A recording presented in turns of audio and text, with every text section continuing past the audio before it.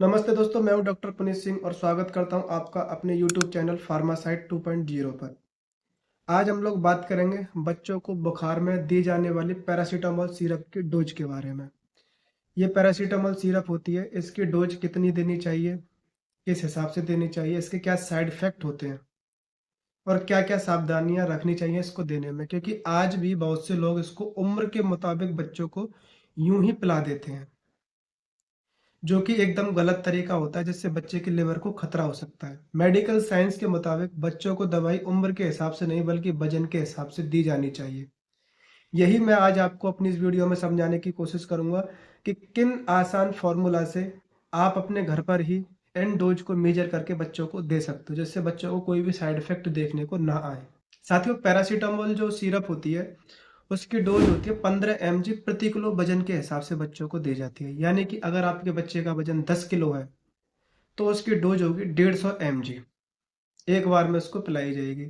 अब आपके मन में एक कंफ्यूजन होगी कि ये तो mg हो गई, लेकिन सिरप पे जो डोज होती है वो ml के हिसाब से दी जाती है। वो भी मैं आपको समझाऊंगा। आमतौर पर जो पैरासीटामोल दवाइयाँ होती हैं वो ज़्यादातर तीन तरह की होती हैं। एक तो होती है सिंपल पैरासीटामोल, जिसमें 5 ml में 125 होती है पैरासीटामोल।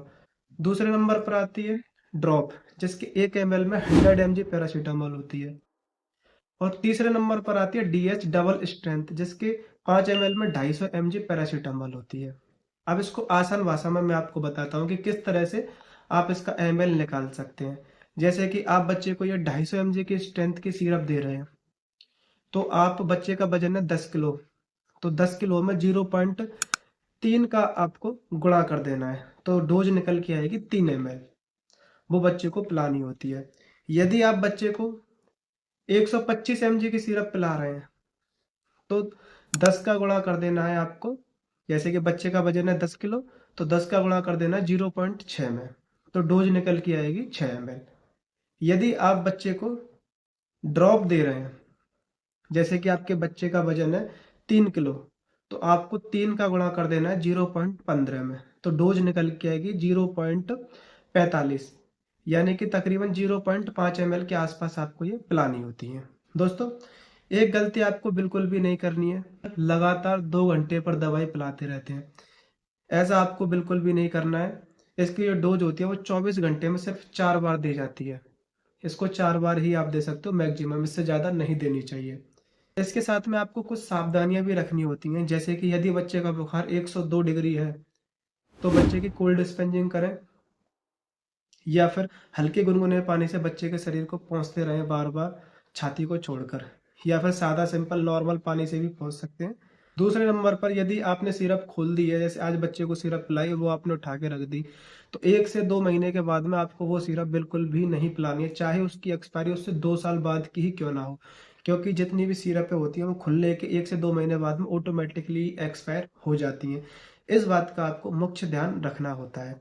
एक चीज मैं आपको ड्रॉप के बारे में समझा देता हूँ। जैसे कि यदि आपके बच्चे का वजन है 5 किलो, तो आप 0.15 में मल्टीप्लाई करेंगे तो 0.75 निकल के आएगा, तो उसमें आप कंफ्यूज हो जाओगे। आपको कंफ्यूज नहीं होना। अगर ऐसे 75 85 करीब निकल के आए तो इसमें ड्रॉपर में नंबर्स होते हैं, जैसे 0.1 ml, 0.2 ml, 0.3 ml। यदि 0.75 काउंटिंग आ रही है तो आपको 0.7 के आसपास ये दवाई देनी होती है। यदि 85 आ रही है तो 0.8 के आसपास ये दवाई देनी होती है। ये दिन में 4 बार ही पिलाई जाती है। इस बात का आपको विशेष ध्यान रखना होता है।